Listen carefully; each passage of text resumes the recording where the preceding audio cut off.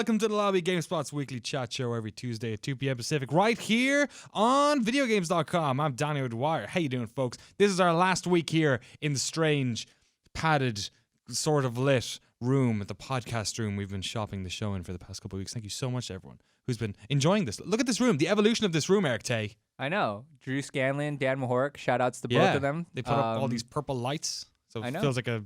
Looks good. Sounds good. Like a weird kind of club, like a love CD it. club. I love it. Rob loves CD clubs. I do. And we're very happy to have you here. Mr. Handler, how you doing?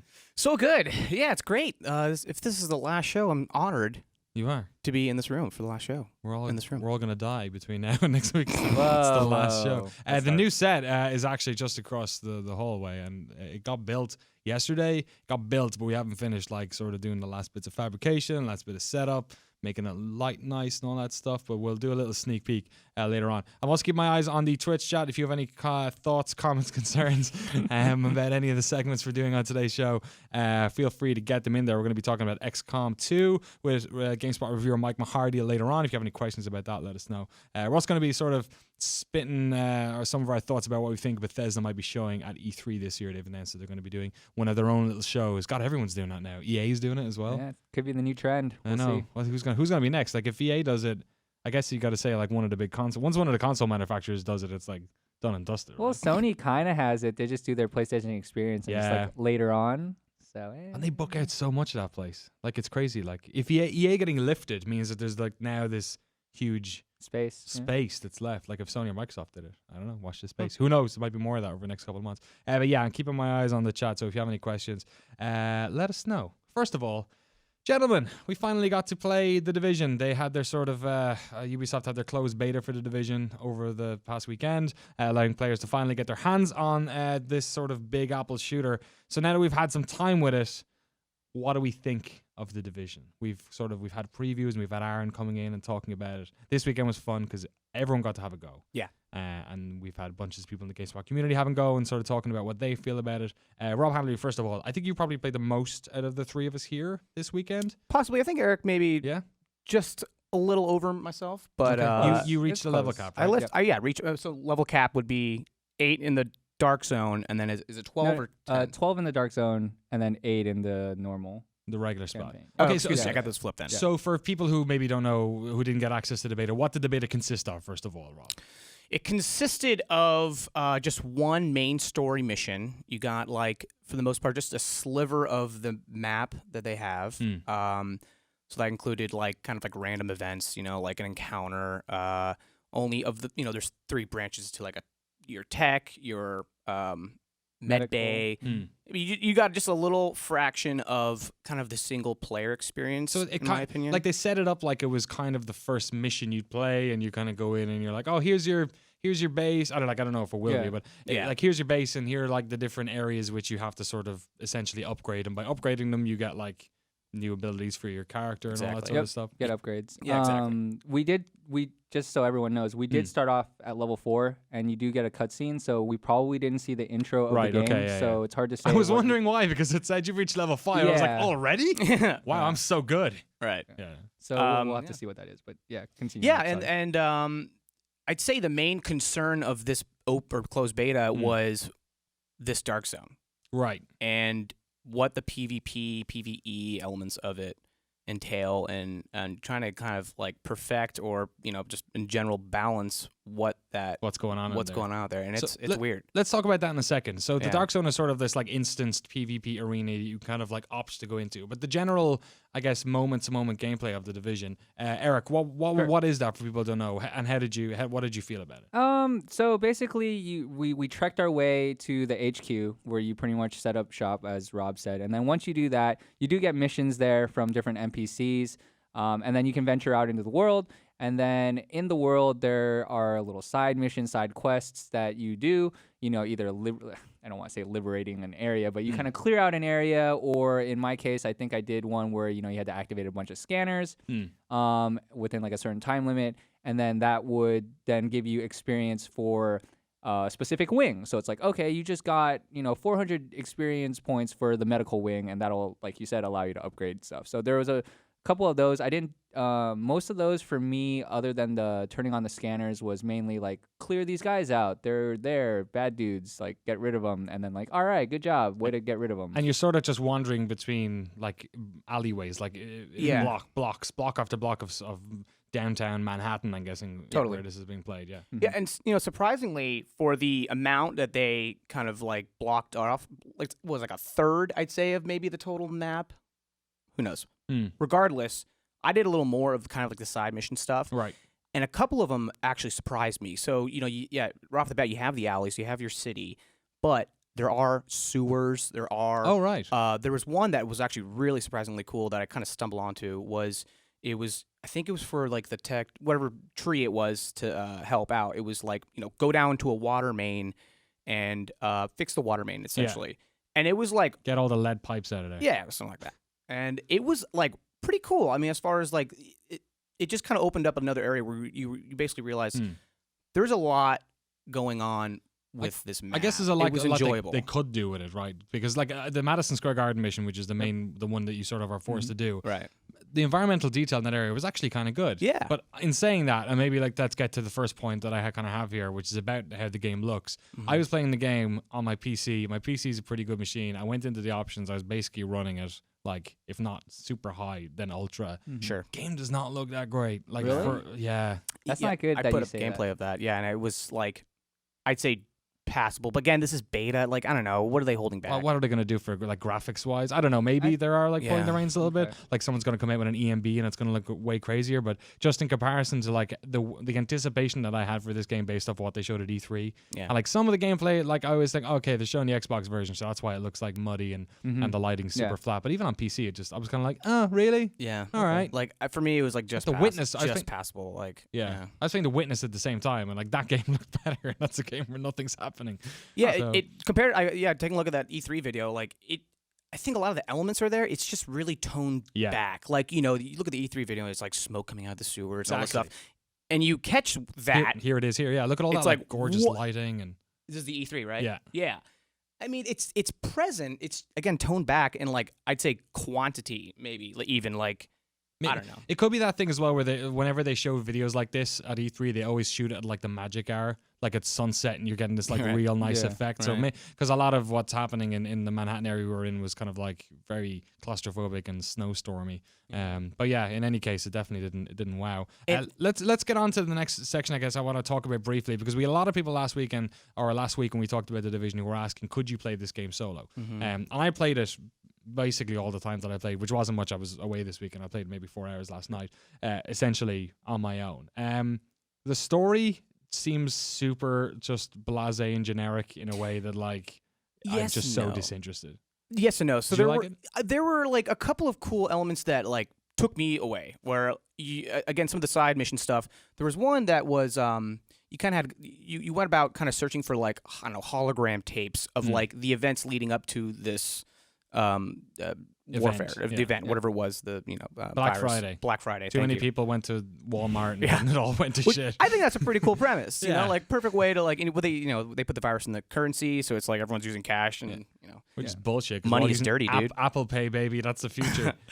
But anyways, there's one moment where like it was like these people getting stuck in a car and you're just kind of like hearing it and not really. It's just like freeze frame, 3D hologram, and it was like these people in a car and they're like, I guess they were infected and there's different factions, right? And one of the factions, I guess they're all about just wiping the slate. Yeah, the clean. cleaner dudes, right? Yeah, The guys with the flamethrowers. flamethrowers. Yeah. And it was this crazy graphic like audio log of these people being burned alive in a car. Wow. And it was pretty heavy duty. Like, I mean, I was kind of like taken away, but it was kind of funny in like how long it went on for. This is like I get it. Yeah. These Oh, people are it was like I'd say a good like 3/4 of it were Okay. people just screaming. Maybe you can help me with something then. Sure. Who the fuck am I shooting in this game? Because I seem to be Yeah. shooting just a lot of Gangs. Yeah. like poor people. Yeah. Like that's kind of like how long has passed since the event? Like months?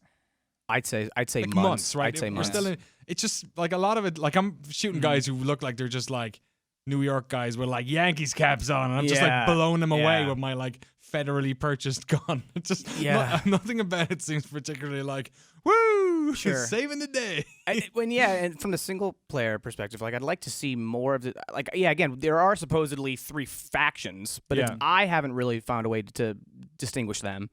Like what I don't know. Cleaners, they got the flamethrowers, so they got the canisters on them, and then I forget what the main faction that we keep seeing. One of them's a Rikers or something. Oh yeah, so Aaron, unfortunately he's not here, but he said the Rikers actually, they have pretty good like story kind of moments or like little bits of audio logs and stuff like that, and they're a little bit crazy and whatnot, and we didn't get to see them.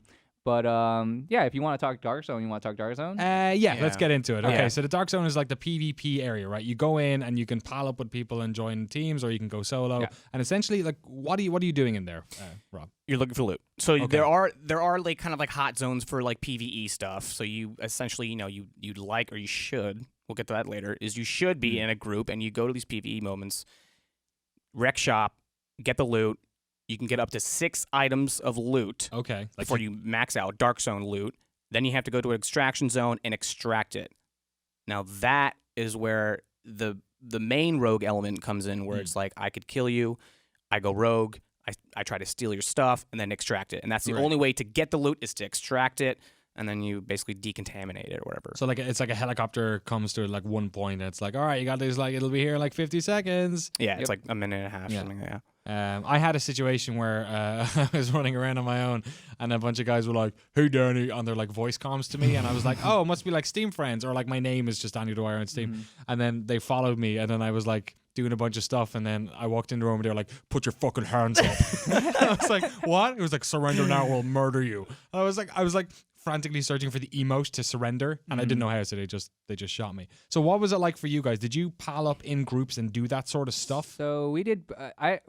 For me, at least, I did both. When we first played, we played in a group. So it was me, Rob, Aaron, and Jake, and that was a lot of fun. You go around, you clear out these AI camps.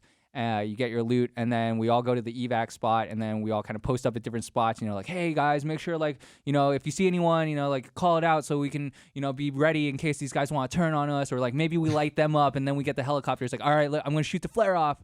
Okay, cool, the helicopter's here in like 10 seconds. It's like, somebody ping so we can see if there's threats, and there's like, no threats. All right, everyone put their stuff on the helicopter, and then like later on it's like, all right, let's just freaking go rogue. Let's just go rogue. Yeah. And we were just running the streets together, and that was a lot of fun, I think. And that's like the key point is like, it is fun to go rogue on a very innocent single player dude and just rip him apart and yell, and you get, it's fucking aggressive. It's fun. Yeah.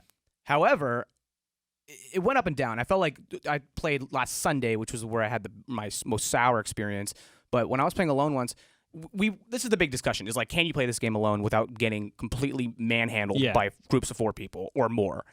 And you can, and it happens a lot. And it'd be fine, in my opinion, if it happened typically around these extraction points. Right, yeah. But like, when I had my bad experience Sunday, it was anywhere I freaking went, I'm getting killed. You're saying you can't. You say like the Dark Zone on your own is like not cool. It's not. Yeah. I mean, because I think by Sunday, people were teaming up and figuring out how to go rogue, how to basically all the spots to hide at. And that's the thing, is you also then you get to like the top level of rogue is like manhunt, where you're like a yellow icon and everyone can see you. And the idea is like, you have a longer cooldown. Once you get that cooldown out of the way, you level up a lot and you get a lot of money, and it's a good way to basically get experience and money. And people were kind of exploiting that, and that's a different story. But what I'm getting at is like, I wasn't having fun. I kept dying. I couldn't do anything. I didn't even have loot on me, and I'm dying. That's probably okay when you, like, I guess at a certain stage, it can't cater to everyone, right? Like, are we just saying that this is a game that you probably are going to want to be playing with a bunch of other people? Because the single player stuff didn't really feel that way. So single player stuff felt like, oh, I can do this. Yeah, I mean, there is matchmaking, so it's not like impossible to play with other people. And like you said, you had that proximity chat experience where, unfortunately, it was like the wrong end of it. It was pretty funny though. I enjoyed it. Yeah. Funny enough, just a quick story. It's like, I had the same experience where some guy said, "Oh, there's a dude here, me. He's got loot. Should we kill him?" And I'm thinking the whole time, I can hear you, dude. Like, why would you even say that? And he's like, "Hey, he's running away." Like, all right, let's kill him. But anyways, let's talk about the sort of the main thing, the main crux of what this game is. And I feel like Ubisoft in the past couple of weeks have been very vocal about saying, "Hey, this isn't a shooter. This is an RPG." as if that's some sort of like catch-all for, hey, guess what? You can have shooting that maybe doesn't have the same feedback as a regular like first-person or third-person shooter. There are RPGs which have good shooting, and there are RPGs that have bad shooting. What was the experience like for you guys? I guess, first of all, you, Eric, as somebody who plays Destiny a lot, which is essentially the same sort of situation. It just, as Aaron was saying a couple of weeks ago, it's a little bit weird when you're doing headshots on humans and a number pops off. Usually when you're doing it against like weird, crazy aliens, it doesn't have that same sort of jarring effect. How did you feel about the shooting in The Division, and could you see yourself enjoying it hours and hours into the future? Sure. The shooting and the feedback actually wasn't as bad as I thought it was going to be. I will say Destiny on its own has better like feedback, better feeling to it than in The Division. I guess I've been suckered into that, it's an RPG, so I don't really think about the shooting's passable and it's fine, like it's good enough. And I want to see kind of what it's like to use all the skills and talents and all that stuff. Maybe that changes the game, who knows? But again, you are shooting a lot in that game primarily, so it is kind of weird to hose down some of these guys for 800, and they don't die right away. Yeah. Like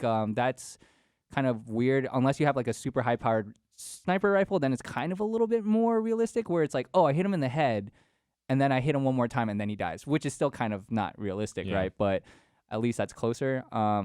That's how I feel. I don't know how about you, Rob? Yeah, I'd like to think where I felt frustrated was we had the other day, just yesterday, found a glitch where essentially, long story short, I was invisible to every player. Yes, it was really funny and bizarre as hell. And you did kind of feel wrong for doing it. But anyways, I was killing people who could not see me. Yeah.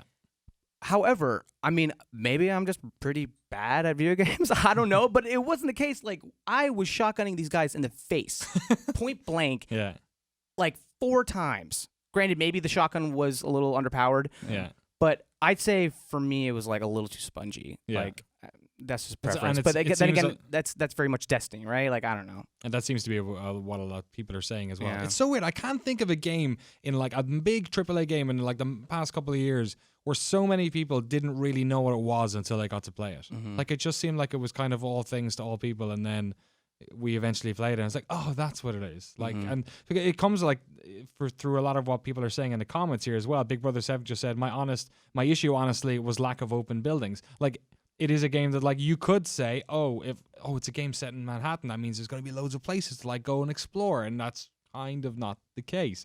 So it's, I guess, are you satisfied by what you've seen in The Division? Does it tick the boxes that you had for what you wanted that game to be, Rob? Yeah. I mean, initially I was like fairly satisfied. I mean, like, I had a drive just for this open beta to like explore some more. Like, again, like I found this water main area. There's like the sewer area.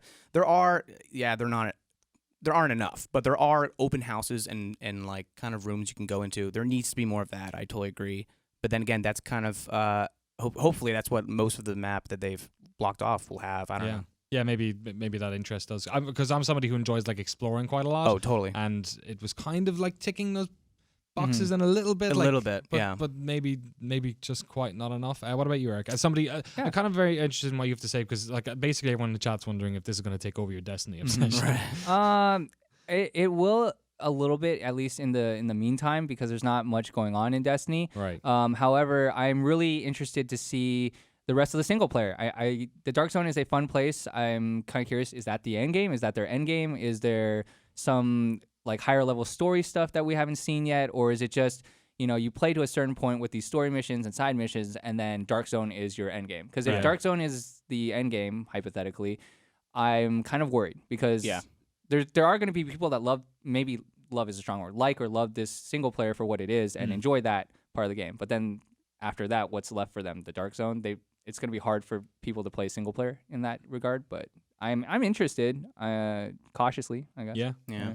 Okay, there you go. I think in a way, like, I'm kind of not super hot on it, but I'm also, I think this was a game that the public was willing to let it fail, and I think that it's kind of survived this beta with actually with a grander sense of what this game is in the sort of public, in the gaming community. I'm interested to hear what you guys think, though, who are watching and watching live or watching this on demand on GameSpot or YouTube. Let us know in a comment box below. What do you think of the Division beta? Did you get in, first of all? How long did you play? What do you think of what you played? Let us know in the comment box below. Gentlemen, thank you so much for coming on. Oh, thank you. Of course, thank you. Gentlemen. Great to have you here, Rob. Thank you so much. Wonderful. What were you saying about Naruto earlier? I don't think I'm allowed. You know to they talk say that? Is about that any of embargoed? There are gameplay clips up though, if you want to watch Oh, that. hot damn. What is it up with Naruto clips? They always do like insane traffic. For anyone that watches anime, because I'm an advocate of anime. I feel like Naruto is the Dragon Ball Z Okay. of this era. So like the generation. The Citizen Kane of anime.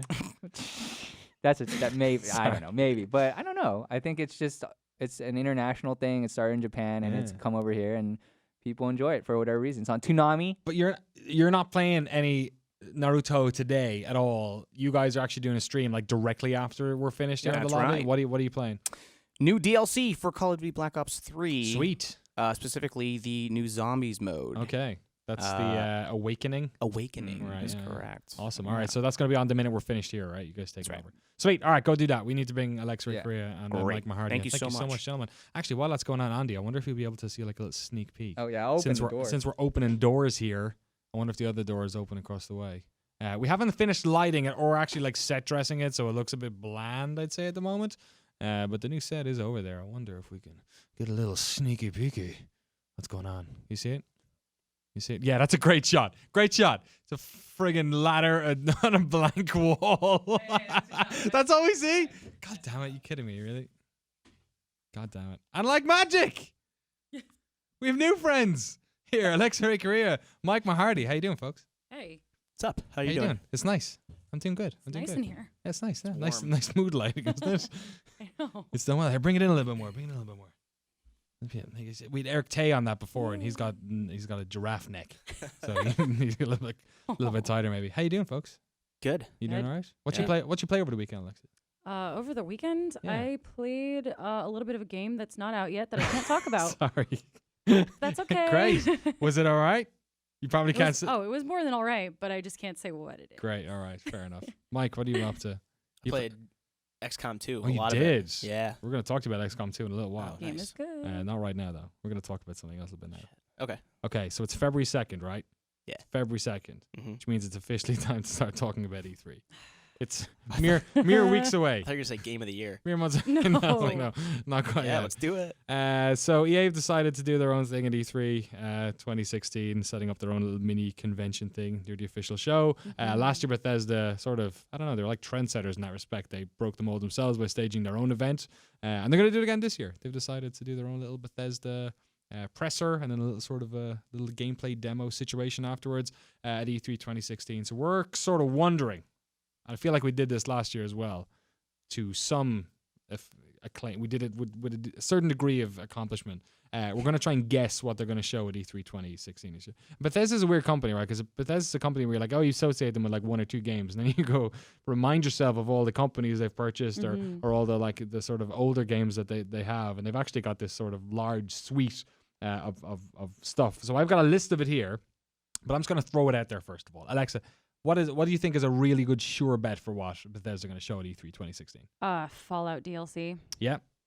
Big piles, giant piles shout. of Fallout DLC. Let's jump into the Fallout thing straight away then, okay? Because Fallout, there's two things that can happen, right? There's the Fallout DLC thing where we're going to expect it, right? Every time that like Skyrim, Oblivion, they've all had, and Fallout 3 as well, all had like lots of DLC attached to them. But I was looking back through when the games were released, thinking like there's no way they'll announce like Fallout 4 New Vegas or something like that, right?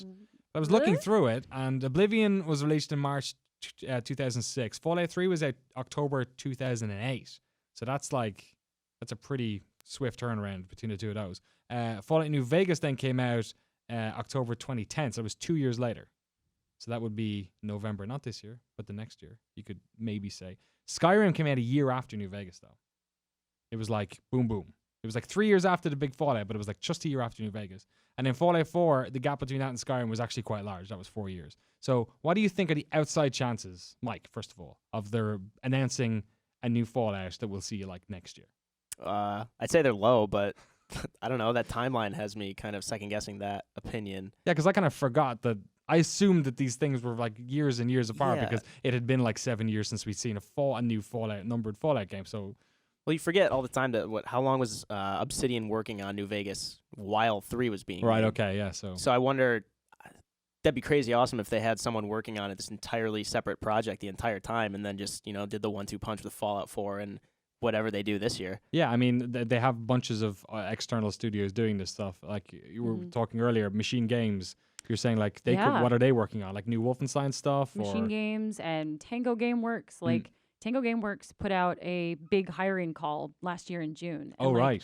Shinji Mikami said that he was done directing after Evil Within, but I mean, they're working on something. And the Machine Games, if Wolfie was that popular, there's no way they're not going to do another one or something similar. So super popular. Very. And the New Blood, I imagine, did pretty well for them last year. Yeah. Critically well received anyway. Mm-hmm. Yeah. Is Shinji Mikami working on anything else that we know of? Not that we know of. He said he was done directing, right. But I mean, that could also mean the next game that comes out is like a Shinji Mikami production and he's like consulting or something. Yeah. Or he could have gone back on his word. If I were him, I mean, The Evil Within was okay. Yeah. So I would not want to end my directing career on that. Good point. Just, go out on a winner. Yeah, I mean, that's a whole other studio that could be working on stuff. Let's dive into some of the ones that we know are probably going to be shown. Last year, we were very excited to see some, not footage, but a trailer for Dishonored 2, showing off their new protagonist and an exciting new sort of more futuristic version of the world that they had, or at least one that had progressed a little bit. Any Dishonored fans here? Yeah. Yeah? Both of you? Excellent. Excited about this one, Alexa? Yeah. Also, Cara Ellison is working on the story in that game. Oh, she is? God, and yeah, I she's forgot. Super smart. So, sign me up. That's to be smashing. What about yourself, Mike? Yeah, I love the first one. I remember beating that twice, within the same weekend, really? Just doing the stealth playthrough and then killing a lot of people. But 2 looked awesome. It's Elizabeth. Emily. Elizabeth is BioShock. Yeah. Now that you're playing as her, it's cool because you already have somewhat of a connection to her from the first Dishonored. The first Dishonored had a few problems, which they weren't many. I mean, I know I like the game more. We like the game more than a lot of people did, but hopefully they took the time to really iron out the wrinkles with how the game ended if you killed a lot of people. But I'm really excited for Dishonored 2. And Definitive Edition came out, it was September of last year, I feel like, somewhere around then. So if you haven't had a chance to play it, this is a pretty good opportunity to do so. Fingers crossed they'll show some gameplay of that. Doom, another one that we're sort of waiting to see more of. Doom. They've been shopping it around and showing it places. What do you think about Doom? Because it's gonna come and people are gonna like it. Yeah. But whether or not it's going to be a super leaps and bounds ahead of the last one, I think we've yet to really see. Because it just sort of looks like more Doom, but prettier Doom. Just without the Hello Kitty flashlight mod. Yes. I mean, eventually I'll just put that back in and we'll be good. Yeah, it's weird. I don't know how I feel about Doom. I'm a big Doom fan. I love all 3 Doom. I'm a big Quake fan. I'm just a big, massive id fan overall. And I don't know, there's something about this one. It's just they're trying to split the difference between multiplayer and single player, and it's maybe not clicking with me, but we'll see. It's whenever they come out on the press conference, they're like, yeah, Doom, all the things you love. It's about gore and monsters and walking through corridors. And that's kind of not what Doom was. That's on the face. When we look back at Doom, that's kind of oh, yeah, that's what it looks like. And when you look at it in terms of other first person shooters. But there was so much about Doom that was about fear and about, it was about being scared and about being lost, which I feel 3 completely missed out on. And they tried to capture a bit, but didn't really. It was a bit more single player focused, which I hope this one does. This one looks a bit too I'm just killing motherfuckers, which is kind of not what Doom really was. No. So we'll see, I guess. Elder Scrolls Online. Any ESO fans here? So that's any ESO fans anywhere? You out there? Do you want something? Let us know in the comments. That was during the announcement for their press conference. Earlier this week? Yesterday? Pete Hines just tweeting things. Yeah. Didn't they mention Elder Scrolls? I figured it would just be Elder Scrolls Online. Dude, last year they had. I thought so. I think this down near the LA Convention Center. There is the sort of famous 3 buildings that always have a big video game poster. There was a big Elder Scrolls Online thing. Yes, and I feel like I think it's a testimony to what they announced, and that I can't remember what it was. It wasn't Tamriel Unlimited by any chance, was it? The console because that did come out June of last year. Yeah, they had announced that already, but I feel like they announced some free to play smaller thing. Right. Well, there you go. It was a great announcement. But so I wonder, that was a big thing for them. The fact that that was around the same time as E3 that Tamriel Unlimited was sort of kicking off, or I guess I probably had by the time E3 came around. They had a lot of problems with access and their subscription model when it first started coming out, and then they delayed. I think they they delayed the console versions. I just think that I feel like they lost a lot of goodwill with that, and maybe they want to put that behind us. So if they're going to do an Elder Scrolls announcement, it has to be a game. I don't think anyone wants to hear about online anymore. Yeah, new to stuff. be honest. In the same sort of, I guess, realm of enjoying fantasy worlds, there was a lot of rumors before Fallout 4 as well that there was going to be some sort of a reveal of a Skyrim game ported to the PlayStation 4 and Xbox One to current gen consoles. Does that interest you at this stage? Yeah. No. Yeah. That's great. Yeah. Yes and no. Oh, you go for it. first. I have a permanent itch to play Skyrim. I loved Fallout 3, but Skyrim, I played so much of it, and then I remember I got it on PS3 as well, just to like start over and play anew with it. But play that really good version. Yeah, like the vast majority of the time, I don't feel the need to go back to remasters if they're not, like Resident Evil 0 is a different story. That's how many years old. But Skyrim, I would have no problem just, I have an excuse to play another 80 hours of it on my PS4. Yeah, I'd be all for that. What's Skyrim with co-op? That'd be... Oh my! I think I would just throw up out of it. Alex is back on board. Wait a minute. No, if they did Skyrim where it was like 2 people in the world, I think I could get behind that. That'd be pretty dope, right? Yeah, something a little bit new. You need that, right, with your HD remake. Sometimes you just need a little bit of sprinkling of extra. Yeah. Just something a little bit. Maybe Cam and Seb will start a brand new show about that on a current gen console. Shout out to those gentlemen we missed from last year. A couple of more other sort of on the periphery things that might happen. We talked about Wolfenstein a little bit. We talked about. Do you think they'll ever do another Evil Within or like dive back into that? I can't see that having that much cachet with people. Yeah, if they do the Evil Within, it can't be a sequel. It can't be connected to the first one, because the first one was just so like, I don't know. They overpromised on like it's Shinji Mikami, father of horror, and Resident Evil. Like here's all the scary stuff, and it didn't really. Like it had some really good moments, but its treatment of sort of like craziness and like mental illness as like a scary thing was not really well done. And I feel like it only halfway delivered on that premise. So if they do an Evil Within, it has to be like, they could, but it has to be like a whole new thing. Okay, it can't be that. Yeah. How about Wet? What? Wet 2. Didn't we have this discussion last year? Wet 2, Wetter. You're hung up on Wet. Wet. It's literally the dumbest video game name of all time. So I just want to see more of it. Wetter. Yeah, drenched.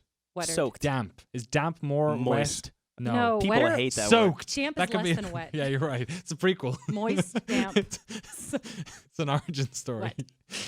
No wet. Don't go back to the... yeah, I'm all right with I don't that. think Chris so. Waters loves wet. What? I have an outside kind of appreciation for weird third-person action. Yeah, but Chris Waters also likes Evolve a lot. So. Oh no, let's not get back into look. The scars from Game of the Year are still fresh. They're still fresh. So let's move on. And then the last one I guess that I have here, there was whenever I go back into looking up at the history of Fallout, there was this ever-present narrative which ran for about 10 years about the rights over Fallout Online. And there was 3 different companies at one stage that thought they had it. Right now, Bethesda owns it again. There was a payout. There was it's all sort of clean and done now. And Bethesda now once again owns the rights to Fallout Online. Interplayer out of the picture. So can you see that being something that might? Because it's weird. Because in a weird way, Elder Scrolls Online, in your head, you'd imagine that should have been more successful. But do you think maybe Fallout could be the game that makes that more exciting? Well, that's what I was just wondering. Elder Scrolls, before it released and everything, or before it went, whatever they're doing with it now, I thought that would be huge. I thought I would be into it. I played it. I didn't really like it that much, and I know a lot of people were kind of soured on it, but I don't know if there's enough momentum riding on Fallout 4's release and, how good a lot of people thought it was to actually get people interested in Fallout Online. I think from the perspective of the history of, like you said, handing the rights around, I'd be interested to see what would happen with that. I don't necessarily know that I'd be interested in it from a player standpoint. So that's a huge non-answer, I know, but I don't think that would happen, but that'd be pretty cool to see. Alexa, what do you think? Could you use mods in Fallout Online? Because I think that would be pretty excellent. I am not going anywhere without my mod that turns the grenade into a baby. That is an interesting aspect, though. It turns a grenade into a baby. There's one mod for PC where it turns the mini nuke into the baby GIF from the beginning. Okay, or whatever it is, the baby. And so when you pull back and you shoot baby crying babies. You just shoot babies. That is a very interesting aspect of what why Fallout works, is that it is a game that you can mod and obviously create a crazy way of playing it, but you do kind of play that game the way you want to play it. It's very much about your version of it. Yeah. And maybe an online thing is a bit too prescribed. Dealing with other people, everyone wants to be the best wastelander. I don't know. I can see that I can see a positive in people maybe like forming colonies and bands and like Right. gangs and Yeah, stuff like yeah. that. And you can have gang wars. But then I also see it as like people that are so used to playing Fallout for their way, maybe having a little bit of friction between the people that they want to play with. Yeah. And there'll be that one guy that's just a That big one, jerk there's always that running one around. guy. I mean, someone's going to mod Fallout 4 to do multiplayer anyway, right? Well, It'll it's gonna happen. That's why Elder Scrolls Online kind of turned me off because it lost the magic of exploring something on your own that Skyrim had. Yeah, I mean, it's not that what is it called, the hero ramp or whatever it is, where Yeah. like in a game where you're like, by the end, you're like, all saving deity. Yeah, Well, Fallout have 20 Online. Elder Scrolls Online didn't make you feel special, I think, in the way that Elder Scrolls games do. What if they just said, "Fuck it, Elder Scrolls 6, let's do it at E3." Yeah, what's They next? wouldn't. What's the new? What would it What's be the new called? world? Elder Scrolls 6, Well, like Black Marsh. Oblivion, Black. No, Black Marsh. Black That's where the Marsh. Argonians are from. I don't. Oh my God! But a you're whole nerd. marsh. I like Black Marsh is where the Argonians are from. But is it just a marsh? Red Rock. Is Yeah, this but is this small Morrowind marsh? was one big swamp. That's where the Dark Elves are I from. guess. Yeah. Yeah. But, yeah.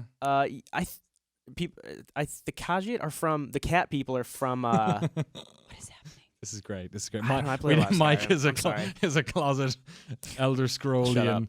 So we got Morrowind, we got Black Marsh, we got Cyrodiil, of course, which was Oblivion. Yeah. Skyrim, Well- Hammerfell. So that's the thing. I don't think this would actually be named after the region because if you look back at the games, it alternates. It was like Daggerfall is the name of the place, but the one before that was Arena. Arena, yeah. And then 3 was Morrowind, which is the region, but 4 was Oblivion, which was in Cyrodiil. 5 is Okay. Skyrim, which is where it's set. So Oh my God! according to that convention, I don't think 6 would be called like Black Marsh. I think it would be Elder Scrolls Abyss or something. I Nice. don't know. All right. There you go. Do it. Trademark Take it. that. Elder Trademark Scrolls it. Yeah. gaping hole.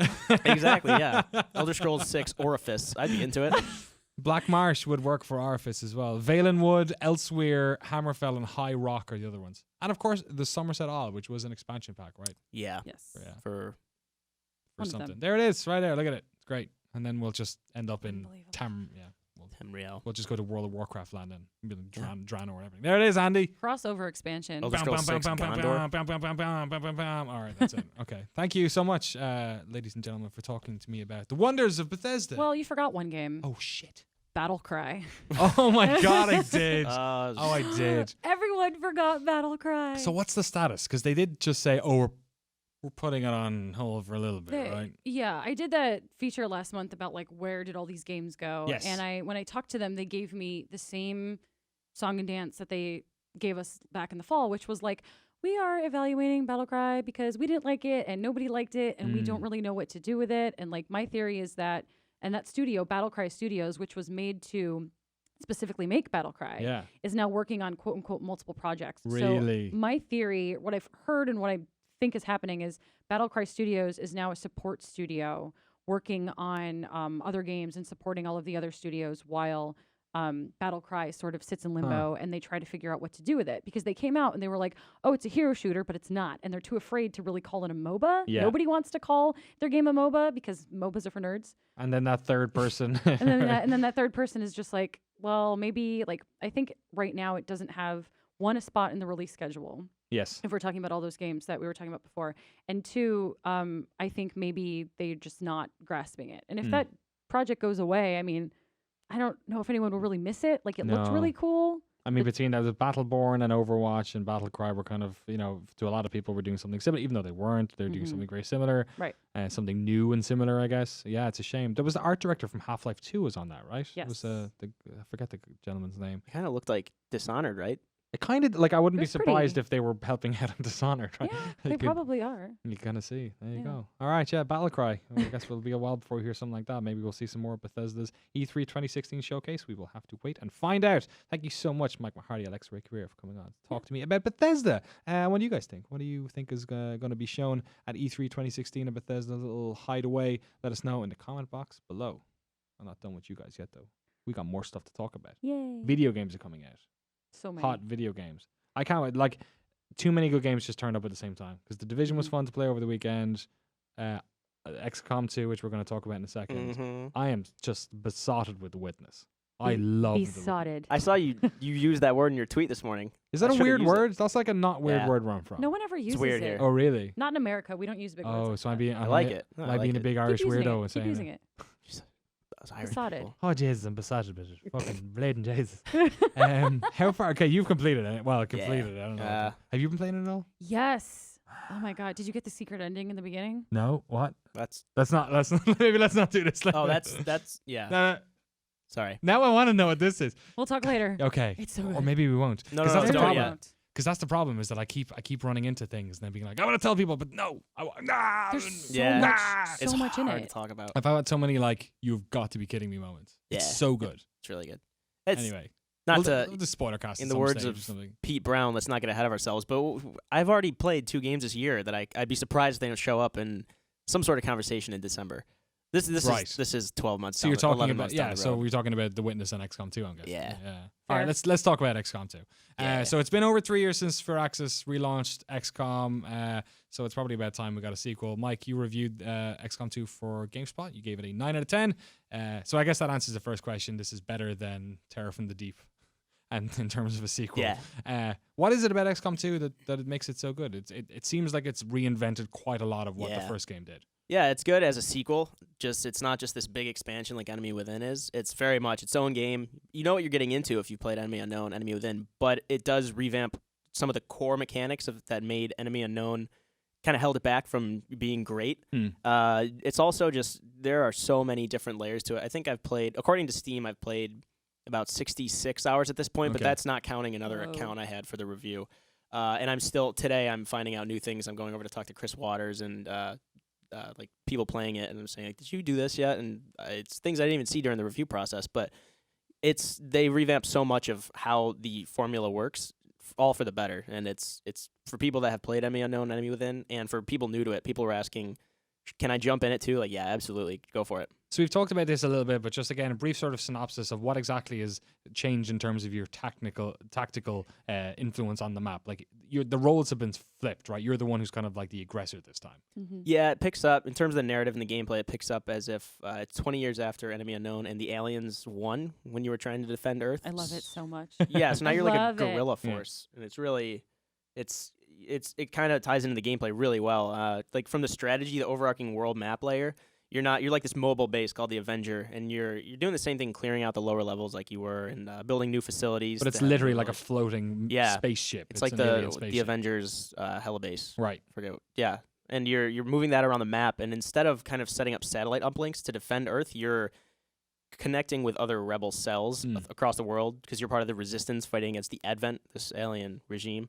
And but on the from a tactical standpoint, now vast majority of missions you drop in under concealment. So there's this fog, and as long as you don't cross like a vision cone or these vision tiles from enemies, you won't alert them, and you can kind of set up these ambushes and take your time. It's so cool. And that lets you set up these ambushes where you can kill a group of enemies right away, and then you're out of concealment. But also, it kind of negates that whole thing in Enemy Unknown. A lot of people got tired of the game after a while because at the beginning of each mission you're doing Overwatch, walking, leapfrogging. just every single level it was the same thing, right? So now you can dash without like worrying that they're just gonna spring on Yes. you. I mean, well, you not entirely, but you don't worry about them kind of doing that as much now. It still makes you cautious in a really good way, but now it's more thoughtful about it. So that's an interesting new tactical element. I guess the first question that I want to ask, which a lot of people in the chat are asking as well, and it also echoes a lot of what the conversations have happened within the office about this game, is XCOM 2 harder?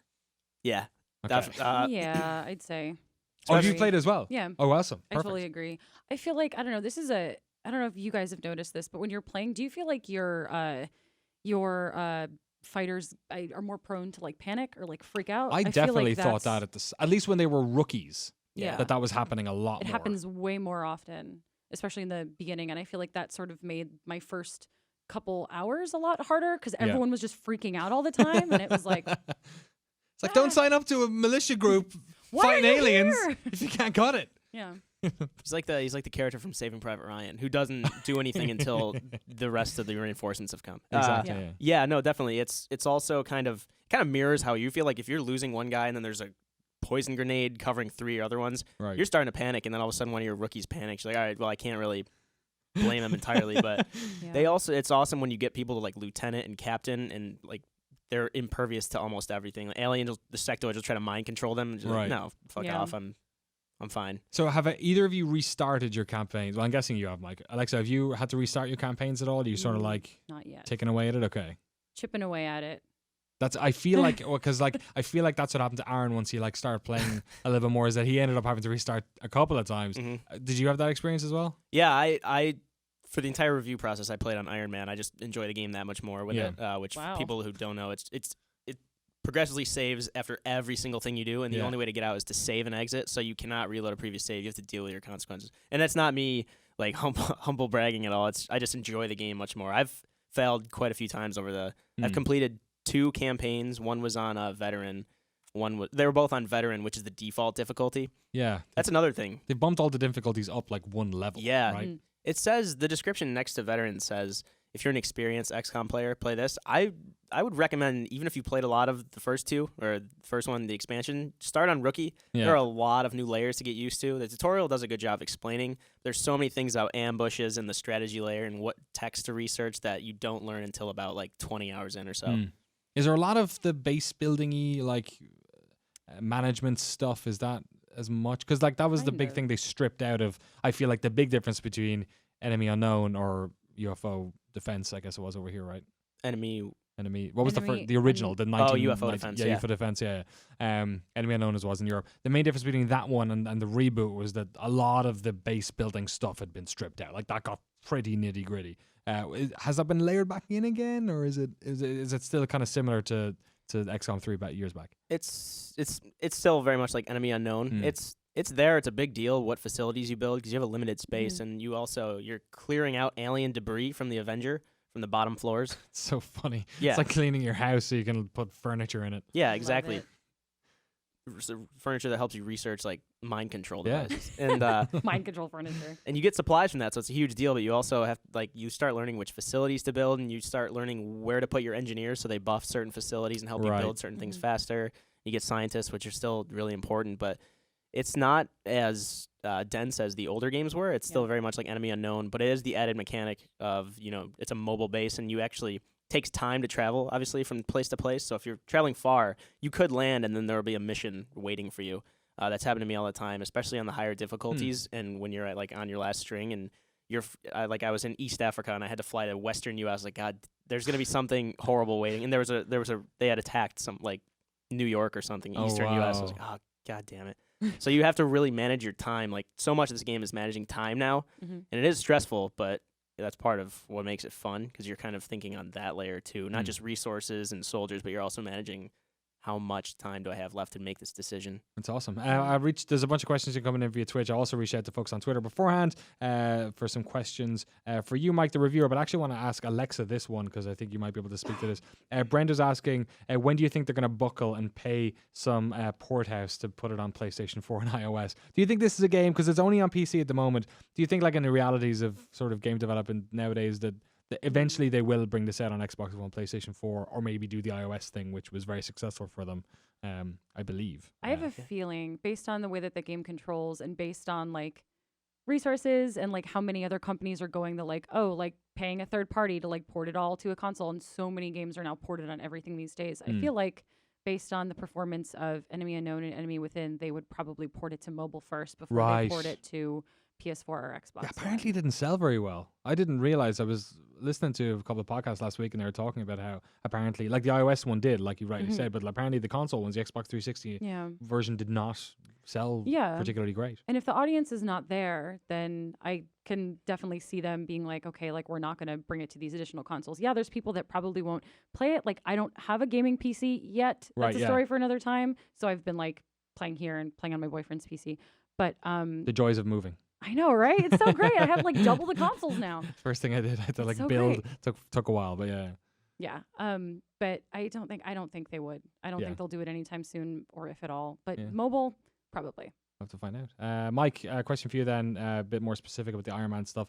Christian Marsham asking, is it bug free enough to do Iron Man off the bat? A bunch of people are saying there's some stability issues with it. Yeah. Did you come across those? And yeah, that was one of my only complaints with it, aside from things that carried over from Enemy Unknown, where the enemy kind of ignores the rules of the game, and it does get frustrating. But I would recommend. I like the game a lot more in Iron Man, and I think even with the bugs I experienced were not actually hindering me. It was just more like frustration. Like when they would sprint and I would go into Overwatch and fire at them, it would kind of freeze for a few seconds. It was as if the game was trying to figure out what to show first and when to show it.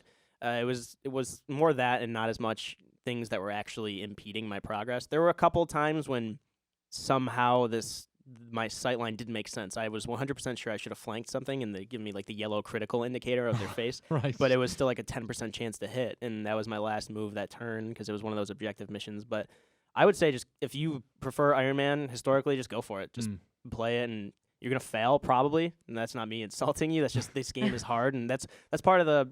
That's how you play this game, right? Yeah, you learn a lot. Like, is that you don't always finish it first time. Oh yeah, I think it took me on the default difficulty with Iron Man. I think it was the third campaign. I finally got toward the end, but even then it was, and each one was like 12 to 18 hours too. Yeah. So you could take a while, but there's a whole overarching thing that kind of makes you speed up. There's this. It's called the Avatar Project. I won't spoil what it is because there is kind of more of a narrative in this game, but it's this red progress bar keeps ticking one box at a time, and if it fills up, you have, I think it's 20 days before you just lose, and you have to get to an advent facility, which it could be in like Chile, and you're up in Eastern, like you're in Asia, and so you have to first establish an uplink in Western Europe, and then go to Chile, which that would probably take you like 15 days. And this is there. like it's like beating this bar back, right? It's it's there are very few times in this game where you're gonna feel comfortable at all.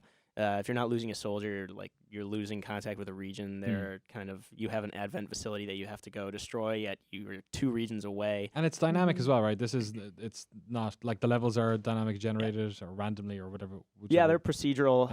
In terms of the maps and the objectives, they're probably about 10 to 12 rotating objectives. Okay. Aside from the main story beats, you still have to build these certain facilities to progress in the campaign and do autopsies on these certain kinds of enemies in order to unlock this thing you have to do to capture an enemy. And but outside of that, there's certain missions where you have to destroy these alien relays. There's certain ones where you have to extract someone to this evac point before a certain time. There's a timer on a lot of these, which I know a lot of people didn't like, but I think I do like them from design standpoint. They bring you out of your comfort zone, if such a thing exists to begin with in this game. And the last question I'm gonna throw out there because it's been echoed a couple of times. Quimakwa in the Twitch chat. How are these small cameras / map selection glitches in XCOM 2 compared to Enemy Unknown? Like that's something people are pretty familiar with, especially with like when you're going into the animations. And was that what you were talking about with the hitching? Those were the main things. So they did provide reviewers with like a list of known bugs that would be fixed by launch, which is what, Thursday night at midnight. Are they fixed by launch? I don't know yet. Right. I'm gonna check it out Thursday night. But again, it wasn't enough. I mentioned them, but it wasn't enough to hinder the overall experience I had. But yeah, they are. A lot of times it'll go into Overwatch and it'll show like over the shoulder from your soldier. Even if you turn the action cam off, it'll still show the enemy like frozen there for about 10 to 15 seconds. God, that's so long. Yeah. In video game time, that's forever. No. Especially in this game where you know you have a certain percentage to hit. So you're like, oh my God, is 45 going to screw me over? Is this, oh my God. So the whole time they're frozen and I'm just like. It's like pause for ad break. Yeah. We'll see after these messages. You just get nauseous and have a headache, and then finally you miss. You're like, okay, that makes sense. Overall, it sounds like a pretty great game, though. Yeah, contrary to like what I'm talking about in those kind of situations, it really is. It's awesome. You think on so many different levels, from the strategy layer to the tactical layer. You start getting attached to individual soldiers, especially because it's kind of devious. They let you really customize the soldiers. Oh yeah. But as you're doing, you're like, this person's gonna die. It's like, what's the point? I love the customization in this game. It goes pretty deep. I made armor for all my people that has it's actually a heart pattern, and so the hearts were alternating like black and white. Yeah, it was really cool. And you can put them in like a pool of players now, so even if your game ends, you don't have to like remake them or anything. It just kind of pulls them out randomly. Yeah, I gave you like Irish colors in your armor, and then what was my nickname? One campaign I forgot what you did, but they ended up giving you the nickname All Day. It was like Danny All Day O'Dwyer, and then you died, and you actually. How did he go? All day getting shot. I think I showed you the capture footage we had. You fell down literally in this bed of roses. Really? I swear. Wow. This Viper, one of the new enemy types, was wrapped you up, and I couldn't. Chris Waters missed the shot. Wrapped me up in a bed of roses? Yeah. I sound like a fucking Guns N' Roses tattoo. It's like a snake and a rose. It's just a really shitty like. Was it the boob snake? The Viper, yeah. Okay. The Vipers, I just they're- call it the boob snake. they're what thin men. They're thin men, but they Yeah. don't need the disguise anymore. So they're just their true form. They're these Right. viper snakes, and they coil you up. And if no one else attacks them or hits them, Yeah. then they'll just keep doing damage. And so you were just stuck inside it. And Chris Yeah. Waters Chris missed Waters. the crucial shot. Chris. If he's watching right now, it still hurts, Chris. But yeah, you died. But then I zoomed in and kind of rotated slowly. Yeah. Saw you. You were Beautiful. cradling your machine gun. All day, baby. All day. Lying in those beds and roses. Jesus Christ. Mike Mahari, thank you so much for Aw. coming in and telling us, asking questions about your review. Alex Ray Korea, thank you for coming in to Yeah. giving us your opinion on this game as well. Really appreciate it. Folks, let us know what you think. Are you excited about XCOM 2? It sounds like a lot of people who are interested in XCOM were interested months ago and they're just going to go out and buy it. But if you're somebody who perhaps wasn't thinking about getting it and the reviews have changed your mind, let us know as well in the comment box below. And that's a show for this week. Yay. Ladies and gentlemen, you were the last guests to be in this room before we walk Really? over there. Yeah, we're in there next week. It's built now. It's Yay. built. There's a It's ladder you guys saw. there is. Yeah, That's a ladder, awesome. which won't be there. So minus the Damn ladder. it. That's all that's there. It's been fabricated, so we still got to do a bunch of work on it. No, Andy's going to be doing a bunch of work with lighting and cameras. And Josh and Eric as well, working hard. First of all, though, everyone here obviously is working hard. I want to know what you guys are doing for the rest of the week. Is it more embargoed stuff? Well, I I'm gonna ask you. can. No, I can talk about. I'm starting on Fire Emblem Fates. Oh, cool. This week, I believe Peter and I are playing the 2 different versions, and a bunch of secret feature stuff that will go up later this month. Awesome. Fire Emblem Fates out. What is this? Which version of this? Is this a port? Both of them. No, it's the new one. It's like the whole like. Had it- did not come to North America? or- No. Okay. and they like revamped a bunch of things and took out some weird controversial stuff. All right. Okay. Like the petting mini game where you Petting.